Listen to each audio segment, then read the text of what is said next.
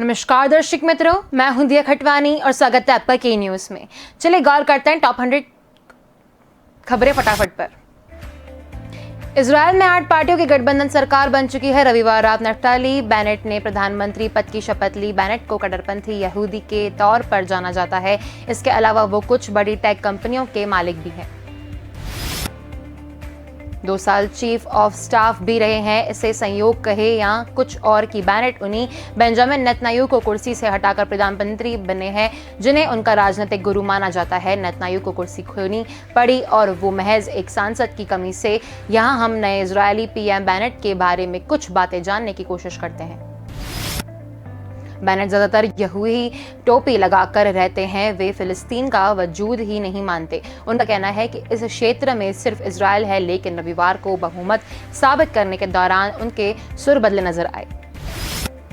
इस गठबंधन में राम पार्टी का नाम चौंका रहा है। यह अरब मुस्लिमों की पार्टी है। मंसूर अब्बास इसके नेता हैं। इसके अलावा वामपंथी और मध्य विचारधारा के दल भी कोई शैलिन का हिस्सा है। बेनेट अब अरब इजरायली मुस्लिमों के विकास और शिक्षा की बेहतरीन की बात कर रहे हैं।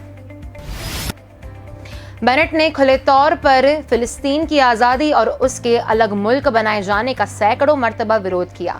वेस्ट बैंक और यशूरमल में यहूदियों के बस्तियों पर जोर दिया। दुनिया इसे इजराइल जिद और शांति के लिए खतरा मानती है। इजराइल डेमोक्रेसी इंस्टीट्यूट के चीफ और बेनेट के अच्छे दोस्त योहान प्लेसनर कहते हैं, इसमें कोई दो राय नहीं है। बेनेट कट्टरपंथी और लक्ष्यपंथी और सुरक्षा मामलों पर बेहद सख्त रुख वाले नेता हैं, लेकिन काफी व्यवहारिक भी हैं। लोक जनशक्ति पार्टी के नए संसदीय दल अध्यक्ष को लोकसभा की मंजूरी मिल गई है। लोकसभा सचिवालय ने सदन में पार्टी के नेतृत्व में बदलाव से जुड़ा सर्कुलर जारी कर दिया है। इसके अनुसार सब सानंद पशुपति कुमार पारस लोजपा के संसदीय दल के नेता होंगे। लोकसभा की दलगत स्थिति में भी इस नए बदलाव को अपडेट कर दिया गया है। पहले चिराग पासवान का अंतिम दाव तब फेल हो गया जब भागी हुई चाचा पशुपति पारस से उनकी मुलाकात नहीं हो सकी। चिराग अपनी मां को एलजेपी अध्यक्ष बनाने का प्रस्ताव लेकर पारस से मिलने पहुंचे थे। सोमवार दोपहर बाद ही पार्टी के 5 सांसदों ने लोकसभा स्पीकर ओम बिरला से मुलाकात कर उन्हें पार्टी के संसदीय बोर्ड की बैठक में लिए फैसले की जानकारी दे दी थी। इसमें पशुपति कुमार पारस को सर्वसम्मति से पार्टी का नेता और संसदीय दल का अध्यक्ष चुन लिया गया है। साथ ही चौधरी महबूब अली केसर को अपनेता चुना गया।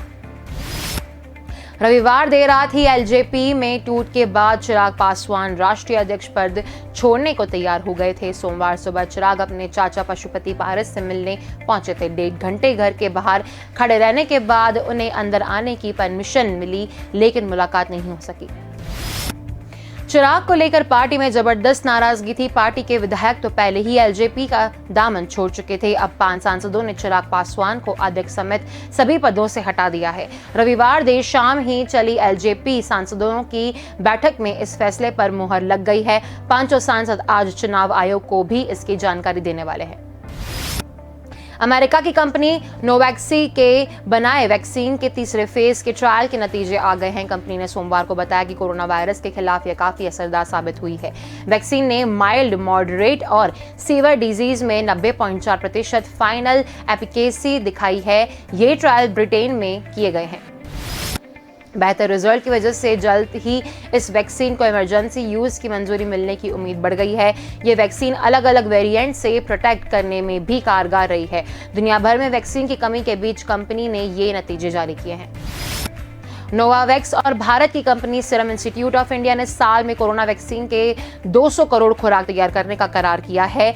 अगस्त में यह डील साइन की गई है। समझौते के मुताबिक कम और मध्य आय वाले देशों और भारत के लिए कम से कम 100 करोड़ खुराक का उत्पादन किया जाएगा। नोवावैक्स अपनी वैक्सीन के बच्चों पर ट्रायल की शुरुआत कर चुकी है। कंपनी में 12 से 17 साल उम्र के 3000 बच्चों पर ट्रायल्स शुरू किए गए हैं। हालांकि इसे अब तक किसी भी देश में मंजूरी नहीं मिली है। इसमें शामिल हो रहे बच्चों की 2 साल तक निगरानी की जाएगी। नोवावैक्स ने अमेरिका को 10 करोड़ डोज देने के लिए करार किया है। यह सौदा $1.6 बिलियन का है। इसके साथ ही ब्रिटेन, कनाडा और जापान के साथ भी टीके की सप्लाई के लिए समझौते किए गए हैं। चूरू में नकाबपोश बदमाश फिल्मी स्टाइल में सोमवार को मणप्पुरम फाइनेंस लिमिटेड से दिन दहाड़े 17 किलो गोल्ड और 8.92 लाख रुपए लूट ले गए। बदमाशों ने वारदात को सिर्फ 12 मिनट में अंजाम दिया है। इसके बाद बदमाश आराम से फरार भी हो गए। घटना के बाद हरियाणा बॉर्डर सहित आसपास के जिलों में नाकाबंदी करवा दी गई है। लूट में शामिल 2 बदमाशों को हरियाणा के हिसार में पकड़ लिया गया है। इन्हें लूट के करीब 3 घंटे बाद 6 बजे उकलाना सुरेवाला मोड़ पर पकड़ा गया। हरियाणा पुलिस ने इस मामले में राजस्थान पुलिस को जानकारी दी है। चूरू के रिलायंस मॉल के पास Manappuram finance limited gold loan की शाखा है। दोपहर करीब 3 बजे 4 बदमाश यहां पहुंचे। इस दौरान ब्रांच में मैनेजर समेत 4 लोग मौजूद थे। बदमाशों ने हथियारों से सभी को धमकाया और सोने के गहने और कैश लेकर भाग गए। ब्रांच हेड प्रहलाद सैनी ने बताया कि चारों बदमाशों शाखा में गोल्ड लोन लेने की बात कहकर अंदर आए। इनमें से एक बदमाश ने अपनी अंगूठी देकर कहा कि लोन लेना है। इसके बाद स्टाफ पर पिस्टल रख दिया। उसे दौरान वह खाना खा रहे थे। बदमाश ने उन पर भी पिस्टल तान दी। शाखा का शटर बंद कर बदमाशों ने मारपीट शुरू कर दी। चाबी लेकर स्टाफ को बाथरूम में बंद कर दिया। इसके बाद बदमाश करीब 8.5 लाख रुपए और सोना लूटकर भाग गए। केंद्र सरकार ने बॉम्बे हाई कोर्ट में कहा है कि लोगों का घर घर टीकाकरण नहीं कराया जा सकता क्योंकि वर्तमान राष्ट्रीय गाइडलाइन इसकी अनुमति नहीं देती। कुछ राज्य सरकारों और नगरीय निकायों ने केंद्र के दिशा निर्देश की अनदेखी करते हुए विशेष श्रेणी के नागरिकों के लिए घर घर टीकाकरण किया है, लेकिन राष्ट्रीय नीति के तहत इस तरह का अभियान चलाना संभव नहीं है। Additional solicitor general Anil Singh ने कोर्ट में यह बात कही। हाई कोर्ट के चीफ जस्टिस दीपांकर दत्ता और जस्टिस GS कुलकर्णी की बेंच ने केंद्र से जवाब तलब किया था। कोर्ट ने जनाह कि BMC ने बुजुर्गों और दिव्यांगों के लिए घर घर टीकाकरण की अनुमति मांगी थी, उस पर क्या निर्णय हुआ। ASG सिंह इसी का जवाब दे रहे थे। सिंह ने कहा केंद्र सरकार राज्यों को सिर्फ सलाह दे सकती है, इसलिए केंद्र ने घर घर टीकाकरण कर रहे केरल, ओडिशा, झारखंड जैसे राज्यों को अभियान वापस लेने के लिए नहीं कहा। हालांकि केंद्र समय समय पर अपनी नीति में सुधार करता रहता है। संभव है भविष्य में कभी घर घर टीकाकरण अभियान की अनुमति दे, पर अभी यह संभव नहीं है। पहलवान सागर की हत्या में मंडोली जेल में बंद सुशील पहलवान को मंगलवार को क्वारंटीन की अवधि खत्म होने के बाद जल्द एशिया के सबसे बड़ी जेल तिहाड़ में शिफ्ट किया जा सकता है। सुशील पहलवान ने जेल प्रशासन को पहले ही बताया कि उसकी जान को लॉरेंस बिश्नोई काला जडेजी गैंग से खतरा है। तेल सूत्रों के अनुसार बताया जा रहा है कि मंडोली जेल में बंद हत्या के आरोपी सुशील पहलवान दिन भर वह अपनी सेल में चिंतित दिखता है। जेल की सेल में दिन भर सुशील चक्कर काटता हुआ दिखता है।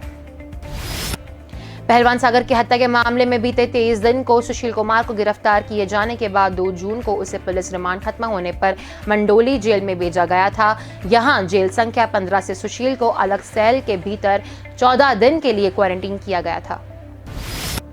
पहलवान सुशील के द्वारा अपने जान को लॉरेंस बिश्नोई काला जडेजी गैंग से खतरा बताने के बाद जेल प्रशासन सुशील को तिहाड़ जेल की जगह रोहिणी जेल भी शिफ्ट कर सकता है। रोहिणी जेल में भी सुशील की सुरक्षा को लेकर उचित इंतजाम भी किए जाएंगे। फिलहाल जेल प्रशासन ले मंडोली जेल में भी सुशील की सुरक्षा को लेकर इंतजाम किया गया है। किसी भी कैदी को अगर खतरा होता है तो जेल प्रशासन द्वारा उसकी सुरक्षा का बंदोबस्त किया जाता है। कोरोना की दूसरी लहर में देश में तबाही मचाने वाले डेल्टा वेरिएंट अब और ज्यादा खतरनाक डेल्टा प्लस में बदल गया है। वैज्ञानिकों ने आशंका की है कि कोरोना मरीजों की दी जा रही मोनोक्लोनल एंटीबॉडीज का कल इस वेरिएंट पर बेअसर हो सकती है। बता दें कि मोनोक्लोनल एंटीबॉडीज कॉकटेल को देश में मई को शुरुआत में इमरजेंसी इस्तेमाल की मंजूरी मिली थी। रिपोर्ट में कहा गया है कि ब्रिटेन की स्वास्थ्य संस्था पब्लिक हेल्थ इंग्लैंड PHE के मुताबिक डेल्टा वेरिएंट को 63 जीनोम के K417N म्यूटेशन के साथ सामने आए हैं। PHE के मुताबिक डेल्टा वेरिएंट में बदलावों की रूटीन जांच के दौरान डेल्टा प्लस का पता चला है। दिल्ली के institute of genomics and integrative biology के डॉक्टर विनोद स्केरिया का कहना है कि K417N म्यूटेशन को लेकर अहम चिंता ये है कि इसके एंटीबॉडीज कॉकटेल के खिलाफ रेजिस्टेंट होने के सबूत मिले हैं। हालांकि उनका ये भी कहना है कि भारत में K417N म्यूटेशन की फ्रीक्वेंसी बहुत ज्यादा नहीं है। पढ़ाई, जॉब के साथ खेल से जुड़ी गतिविधियों के लिए विदेश यात्रा करने वाले छात्रों, खिलाड़ियों के लिए इंदौर प्रशासन ने नई व्यवस्था कर दी है। इन्होंने पहला डोज लगवा लिया है और उन्हें 28 दिन बीत चुके हैं। वे नेहरू पार्क स्थित स्मार्ट सिटी ऑफिस में पहुंचकर दूसरे डोज के लिए आवेदन कर सकते हैं। इंदौर के रहने वाले जसबीर अरोड़ा ने बताया कि प्रशासन ने आदेश दिए हैं कि 28 दिन के बाद दूसरा डोज लगवा सकते हैं। उनका बेटी को पढ़ाई के लिए विदेश जाना है, उसी के लिए वह आवेदन के देने आए हैं। इंदौर से बीई कर मास्टर डिग्री के लिए न्यूयॉर्क की कोलंबिया यूनिवर्सिटी जा रही साक्षी अरोड़ा ने बताया कि वैसे तो उनका सेशन 8 सितंबर से शुरू हो रहा है, लेकिन ओरिएंटेशन के लिए उन्हें 15 अगस्त को पहुंचना है। ऐसे में कोशिश की है कि हम अगस्त के फर्स्ट वीक में ही वहां पहुंचकर तैयारी कर लें। उन्होंने कहा कि पहला डोज 31 मई को लगवाया था। पाकिस्तान से आए सिंधी समाज के लोगों को इंदौर में कोरोना वैक्सीन लगाई जाएगी। यहां रहने वाले हिंदू शरणार्थी कई दिनों से इसके लिए मांग कर रहे थे। संबंधित अधिकारी ने रविवार को जानकारी दी है। प्रदेश सरकार ने इसकी अनुमति दे दी है। सिंधी कॉलोनी में 5000 पाकिस्तानी शरणार्थी रहते हैं। वैक्सीनेशन के लिए उन्हें अपना पासपोर्ट दिखाना होगा। वैक्सीनेशन अधिकारी डॉक्टर प्रवीण जड़िया के मुताबिक इंदौर में टीकाकरण कार्यक्रम तेजी से चल रहा है। उन्होंने बताया पिछले महीने की एक विदेशी नागरिकों को टीका लगाया गया था। वह किसी कार्य से इंदौर में आया था। पाकिस्तानी सिंधी कम्युनिटी के लीडर्स ने वैक्सीन लगवाने के लिए मांग की थी। उनकी मांग को मान लिया गया है। वैक्सीनेशन के लिए आवश्यक दस्तावेज जैसे आधार और पैन कार्ड इन शरणार्थियों के पास नहीं थी। वैक्सीनेशन में रुकावट आ रही थी, लेकिन अब पासपोर्ट, वीजा समेत एक व्यक्ति के डॉक्यूमेंट्स पर ज्यादा लोगों के लिए टीका लगाया जा सकेगा। शिवराज कैबिनेट की बैठक सोमवार को सीहोर के निजी रिसोर्ट में हुई। करीब 7 घंटे चली बैठक में स्कूल कॉलेज बंद होने के कारण बच्चों की पढ़ाई के अन्य तरीकों पर विचार किया गया था। इस दौरान मंत्रियों ने कई सुझाव दिए। एक मंत्री ने कहा कि गांवों में संक्रमण कम है, ऐसे में यहां स्कूल खोले जा सकते हैं। मंत्री ने कहा अगले 2 माह तक ऑनलाइन क्लास चलने की अनुमति स्कूलों को दी जानी चाहिए। इसे लेकर निर्णय हुआ। मंत्रियों के सुझाव कैबिनेट सब कमेटी को भेजे जाएंगे। स्कूलों के अलावा कॉलेजों को खोलने को लेकर सरकार की रिपोर्ट देगी। इसके आधार फैसला किया जाएगा। यह पहला मौका है जब मुख्य सचिव इकबाल सिंह बैस को इस तरह की बैठक से दूर रखा गया हो, जबकि मुख्यमंत्री सचिवालय के अफसर बैठक में मौजूद रहे। हालांकि विभागों के ऊपर मुख्य सचिव और प्रमुख सचिवों को भी बैठक से दूर ही रखा गया। इससे पहले मंत्रालय के बाहर 5 जनवरी को कैबिनेट की बैठक लोकर डैम के गेस्ट हाउस में हुई थी। इसमें मुख्य सचिव समेत आला अफसर मौजूद थे। बैठक के बारे में स्कूल शिक्षा मंत्री इंदर सिंह परमार ने बताया, मंत्रियों के सुझाव पर विचार करने के अलावा आम लोगों से भी फीडबैक लिया जा रहा है। इसके लिए अंतिम तारीख 3 जून तय की गई है। स्पष्ट है कि स्कूल कॉलेजों को खोलने का निर्णय अगले माह के सप्ताह में लिया जा सकता है। इसके दौरान अर्थव्यवस्था को पटरी पर लाने के लिए मंथन भी किया गया था। कोरोना की तीसरी लहर से निपटने और विभागों की गतिविधियों को बढ़ावा देने के लिए मुद्दे पर विमर्श किया गया। बैठक शुरू होने से पहले मुख्यमंत्री ने कहा 6 महीने बाद बैठक हो रही है। केंद्र सरकार ने one nation one ration card योजना को लागू करने के संबंध दिल्ली सरकार के दावे के भ्रामक बताया है। केंद्र के मुताबिक मामले में दिल्ली सरकार ने सुप्रीम कोर्ट को भी गुमराह किया है। केंद्र के मुताबिक देश की 86% आबादी को योजना के तहत लाया गया है।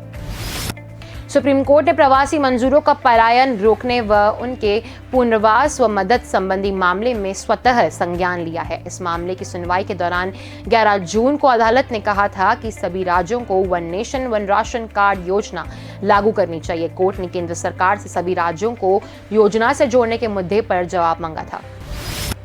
केंद्र सरकार ने इस बाबत सुप्रीम कोर्ट में हलफनामा दिया। इसके बताया है दिल्ली सरकार ने यह योजना सिर्फ सीमापुरी सर्कल में लागू की है, जबकि इस योजना को तब तक पार लागू होना चाहिए जब तक केंद्र द्वारा दी गई 2000 DPOS मशीनों के जरिए पूरे राज्य में राशन वितरण न होने लगे।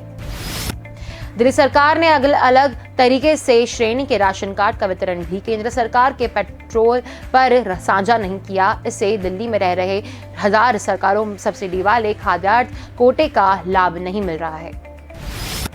देश में सोमवार को कोरोना के 59,958 संक्रमितों की पहचान हुई। यह आंकड़ा पिछले 76 दिनों में सबसे कम है। इससे पहले 30 अप्रैल को 53,237 लोगों की कोरोना रिपोर्ट पॉजिटिव आई थी। हालांकि कोरोना से होने वाली मौतों ने अब भी चिंता बढ़ा रखी है। देश में पिछले 24 घंटे में 2,732 लोगों की संक्रमण की वजह से मौत हुई। राहत की बात यह रही कि इस दौरान 1,17,232 लाख लोगों ने कोरोना को मात दी। इस तरह एक्टिव केस यानी इलाज करा रहे मरीजों की संख्या में 60,056 की कमी हुई है। भारतीय मौसम विज्ञान ने पूर्वानुमान कहा है कि उत्तर भारत के कई हिस्सों को अभी मानसून के लिए थोड़ा और इंतजार करना पड़ेगा, क्योंकि समीप आ रही पछुआ हवा की वजह से उसकी रफ्तार धीमी हो सकती है। विभाग ने इससे पहले पूर्वानुमान में कहा था कि दक्षिण पश्चिम मानसून के 15 जून तक राष्ट्रीय राजधानी पहुंचने की संभावना है। आईएमडी महानिदेशक मृत्युंजय महापात्रा ने कहा कि लेकिन वर्तमान परिस्थिति में इसकी संभावना नहीं है। विभाग ने कहा कि मानसून का उत्तरी छोर का प्रभाव दीव, सूरत, नंदुरबार, भोपाल, नौगोंग, हिमरपुर, बाराबंकी, बरेली, सहारनपुर, अंबाला और अमृतसर में बना हुआ है। दक्षिण पश्चिम मानसून अब तक पूरे प्रायद्वीप, पूर्वी मध्य एवं उत्तर पूर्वी भारत तथा उत्तर पश्चिम भारत के कुछ हिस्सों में पहुंचा है। वहां बिना किसी रुकावट के सक्रिय मानसून पसंचरण एवं निम्न दबाव का क्षेत्र सक्रिय है। उत्तर पश्चिम भारत में मानसून की गति धीमी हो गई है और अगले 2 दिन के भीतर इसके राजधानी दिल्ली में पहुंचने की कोई संभावना नहीं है। भारत मौसम विज्ञान विभाग के अधिकारियों ने सोमवार को यह जानकारी दी। मौसम विभाग ने पहले अनुमान व्यक्त किया था कि मानसून संबंधी हवाएं 15 जून तक दिल्ली पहुंच सकती है। आमतौर पर दिल्ली में मानसून 27 जून तक पहुंचता है और यह 8 जुलाई तक पूरे देश में अपना प्रभाव दिखाने लगता है। आईएमडी के एक अधिकारी ने कहा, पश्चिमी हवाओं के कारण उत्तरी पश्चिम भारत में मानसून की गति धीमी हो गई है। अगले 2 दिनों के भीतर इसके लिए दिल्ली पहुंचने की संभावना कम है। हालांकि राजधानी में मंगलवार और बुधवार को हल्की से मध्यम बारिश हो सकती है। ब्रिटेन के पीएम बोरिस जॉनसन ने सोमवार को लॉकडाउन संबंधी सभी पाबंदियों को समाप्त करने की अवधि को 4 सप्ताह और टालते हुए इसे 19 जुलाई तक बढ़ा दिया। इससे पहले यह पाबंदियां 21 जून को समाप्त होने जा रही थी। जॉनसन ने कहा कि कोरोना वायरस के डेल्टा स्वरूप के चलते संक्रमण के मामले और अस्पताल में भर्ती होने वाले मरीजों की संख्या में बढ़ोतरी संबंधी चिंता बरकरार है।